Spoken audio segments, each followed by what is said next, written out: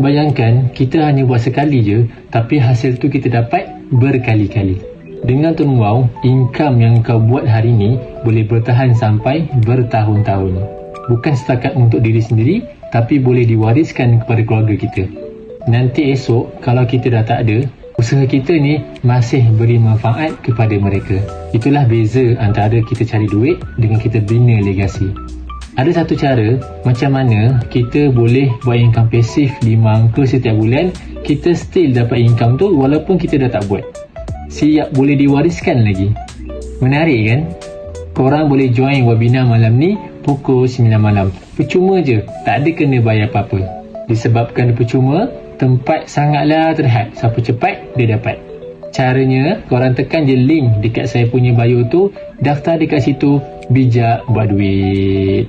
Buat hari ni, tapi kita dapat nikmati sampai bila-bila. Style kan?